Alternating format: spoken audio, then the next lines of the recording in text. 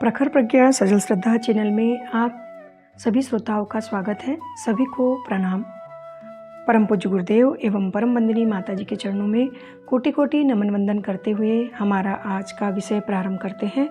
हमारा आज का विषय है निराशा से आशा की ओर। निराशा जीवन का एक ऐसा सत्य है जिससे इंसान जीवन में यदा कदा रूबरू होता है। निराशा के कुछ झोंके परिस्थितिजन्य होते हैं जिनसे व्यक्ति परिस्थिति के हटते ही उबर जाता है, लेकिन निराशा के कुछ दौर मना स्थितिजन्य होते हैं जिनसे उबरने में समय लगता है। लेकिन जो भी हो, निराशा का अंधकार भरा दौर जीवन को नरक बना देता है। जीवन का सुख, चैन, उत्साह, उमंग सब जैसे छीन जाता है और व्यक्ति एक दिशाहीन अंधेरी सुरंग में घुट घुट कर जीने के लिए अभिशप्त हो जाता है। निराशा एक अभिशाप है, मनुष्य का सबसे बड़ा शत्रु है जो जीवन को घून की तरह चाटकर खोखला कर देती है। निराशा में जकड़ा हुआ मन, मस्तिष्क निषेधात्मक प्रवृत्तियों का अड्डा बन जाता है। निराश व्यक्ति के बात बात पर चिढ़ना, कुढ़ना और कुंठित होना ऐसे में व्यक्ति का स्वभाव बन जाता है। निराश व्यक्ति के पास कोई नहीं बैठना चाहता और न कोई बात करना चाहता है। ऐसा व्यक्ति जहाँ भी बैठता है वहीं संपूर्ण वातावरण विषादपूर्ण बना देता है। वस्तुतः निराशा एक तरह से छूत की बीमारी की तरह है। ऐसे व्यक्ति से हर कोई बचने की कोशिश करता है। निराशा में व्यक्ति अपने कर्तव्यों को भूल बैठता है, वह इनके प्रति सजग सचेत नहीं रह पाता। उसका जीवन लक्ष्य विहीन, दिशा विहीन हो जाता है। उसकी गतिशीलता कुंठित हो जाती है और वह भाग्यवादी बन जाता है। पुरुषार्थ से अधिक भाग्य पर विश्वास करने लगता है। सोचता है कि जो भाग्य में लिखा होगा वही तो होगा। इस तरह श्रम से अधिक भाग्य की अदृश्य शक्ति को अपना प्रेरक मान बैठता है। पुरुषार्थ के बल पर अपने भाग्य निर्माण की बात को भूलकर वह एक हताश, निराश व उदासीन जीवन जीता है। निराश व्यक्ति आत्मसमीक्षा व निरीक्षण की समक्षता भी खो बैठता है। वह अपनी गलतियों व कमियों को नहीं देख पाता, बल्कि हर असफलता, हार, हानि व दुर्योग में दूसरों को ही दोषी करार देता है। वह पर दोषारोपण की भूल कर बैठता है। उसे दूसरों में दोष, दुर्गुण व बुराइयां ही दिखते हैं। उनके उज्ज्वल पहलू व अपनी कमियों को देखने में वह असक्षम हो जाता है। इस तरह जीवन को समग्र रूप में न देख पाना एक निराश व्यक्ति की बड़ी खामी रहती है, जो उसे जीवन के आंतरिक और बाहरी दोहरे मोर्चे पर विफल बनाती है। ऐसे में निराशा एक ऐसी दलदल साबित होती है जिसमें फंसे हुए व्यक्ति को दुख, पश्चाताप, घुटन व यंत्रणा के अतिरिक्त और कुछ नहीं मिलता। इस तरह निराशा सबसे भयंकर बीमारी है। यह जिसको आक्रांत कर देती है तो उसके जीवन को नष्ट भ्रष्ट कर देती है और इसका कारण व्यक्ति स्वयं ही होता है। भ्रामक धारणा के आधार पर गलत निर्णयों के कारण वह अपने ही हाथों से अपने पैर कुल्हाड़ी मारता है। हर भूल के साथ निराशा का कुल्हासा और गहराता जाता है और निराशा एक ऐसा भंवर साबित होती है जो अंततः जीवन की नैया को ही डुबो लेती है। मालूम हो कि विश्व में 90% आत्महत्याओं का कारण निराशा ही रहती है।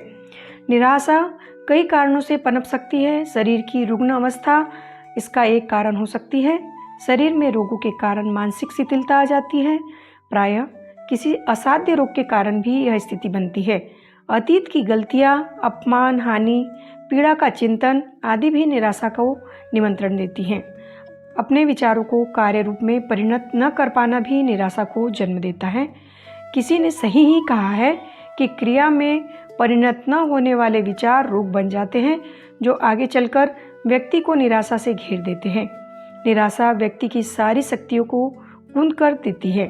अपने यथार्थ को स्वीकार न कर पाना निराशा का एक बड़ा कारण रहता है, जिसके कारण व्यक्ति स्वयं से व दूसरों से बढ़ी चढ़ी और अव्यवहारिक अपेक्षाएं लगाए बैठता है, जिनके पूरा न होने पर फिर निराश होता है और कुढ़ता फिरता है। जीवन में उत्साह, साहस की कमी इसी से जुड़ी हुई है, जिसके चलते व्यक्ति संघर्ष से बचता है और संघर्ष के क्षणों में सरलता से हार मान लेता है, जो मनुष्य की सबसे बड़ी भूल रहती है। इस तरह निराशा एक तरह से पलायन से उपजी स्थिति होती है, जिसके चलते व्यक्ति जीवन संग्राम से भयभीत होकर भागा भागा फिरता है। अपने बारे में अत्यधिक सोच भी निराशा का कारण बनती है। निराशा वहाँ पनपती है जहाँ चिंतन स्वार्थ प्रधान रहता है। ऐसे में व्यक्ति अपने बारे में बहुत अधिक सोचता है, दूसरों के बारे में सोचने की उसे फुर्सत ही नहीं रहती। अपनी बढ़ी चढ़ी इच्छाओं, कामनाओं, महत्वाकांक्षाओं के सामने उसे आसपास के लोगों के दुख, दर्द और कष्ट, अभाव आदि नहीं दिखते। यदि इन पर एक नज़र डालता तो शायद उसकी निराशा का भाव हल्का होता। निराशा का मूल कारण रहता है आत्मविश्वास की कमी।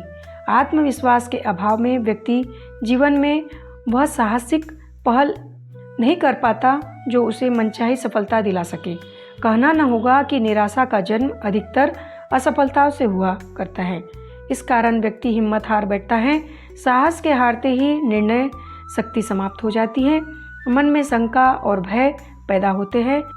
मन की अराजकता से शक्तियों का पतन होता है और प्रतिभा कुंद पड़ जाती है।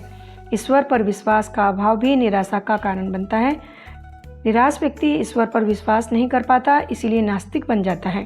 अपने पूर्ण प्रयास के बाद भी सफलता के मिलने या किसी अप्रत्याशित विपत्ति का पहाड़ गिरने पर नास्तिक व्यक्ति ईश्वर की न्याय व्यवस्था व उसके कर्मफल विधान को समझ नहीं पाता, उस पर विश्वास नहीं कर पाता।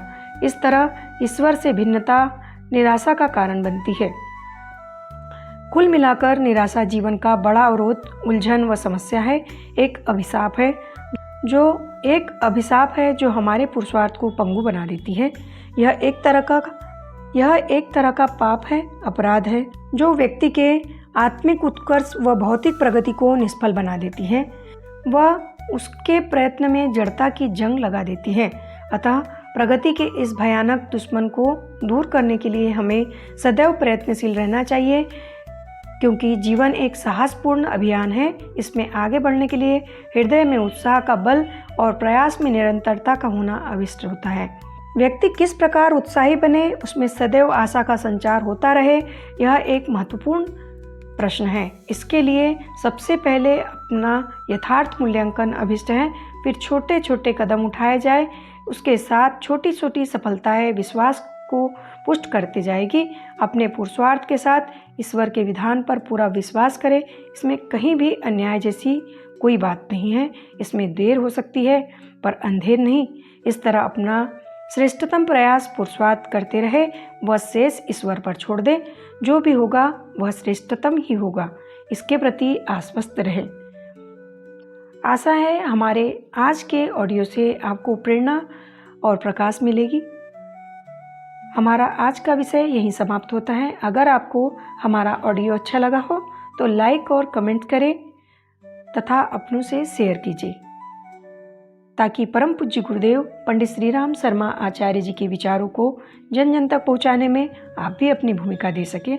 और हमारे चैनल को सब्सक्राइब करें ताकि हमारी नोटिफिकेशन आप तक पहुंच सके। धन्यवाद।